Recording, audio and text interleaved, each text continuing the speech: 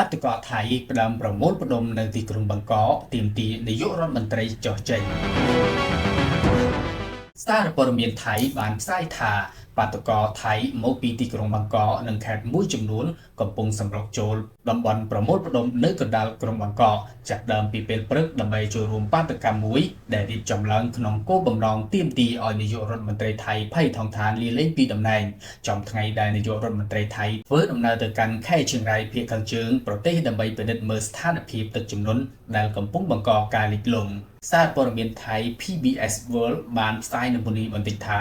ការជួបជុំដែលក្រុងនឹងចាប់ផ្ដើមនៅម៉ោង 4 រសៀលត្រូវបានបដូរទៅកាន់ពេលវេលាព្រឹកវិញជាមួយនឹងកម្មវិធីផ្សេងៗរួមមានការថ្លែងសុន្ទរកថារបស់មេដឹកនាំតវ៉ានិងការរៀបចំការប្រគំតន្ត្រីដំណាក់កាលដំបូងនៃការតវ៉ាត្រូវបានរៀបចំឡើងទល់មុខផ្លូវផាហ៊ុនយុទ្ធិនដើម្បីកាត់បន្ថយការរំខានដល់អ្នកជំងឺនៅក្នុងមន្ទីរពេទ្យក្បែរនោះគំនូរចរាចរណ៍មួយជុំវិញវិមានក្នុងរាជធានីបាងកកត្រូវបានបិទមិនឲ្យធ្វើចរាចរណ៍ហើយតង់ស្នាក់នៅក៏ត្រូវបានដំឡើងសម្រាប់ទុកក្រុមបាតុករដែលប្រហែលជាត្រូវការសម្រាប់អំឡុងពេលបាតុកម្មពេញមួយថ្ងៃដែលក្រុងនឹងបញ្ចប់នៅវេលាម៉ោង 9 យប់តាមសេចក្តីរាយការណ៍ដដែលការជួបជុំស្រដៀងគ្នានេះកំពុងត្រូវបានរៀបចំឡើងក្នុងខេត្តប្រហែល 10 លោកនាយឧត្តមសេនីយ៍អគ្គយុនក្រៃថងអ្នកនាំពាក្យនៃអគ្គស្នងការនគរបាលជាតិថៃត្រូវបានស្រង់សម្ដីដោយសារព័ត៌មានថៃបាននិយាយថាអាជ្ញាធរមិនមានគម្រោងបិទតំបន់តវ៉ាទាំងមូលទេដើម្បីធ្វើចរាចរណ៍ប៉ុន្តែអ្នកបើកបរត្រូវណែនាំឲ្យជិះពីតំបន់នោះដោយឡែកនាយករដ្ឋមន្ត្រីថៃផៃថងឋានស៊ីនវត្រា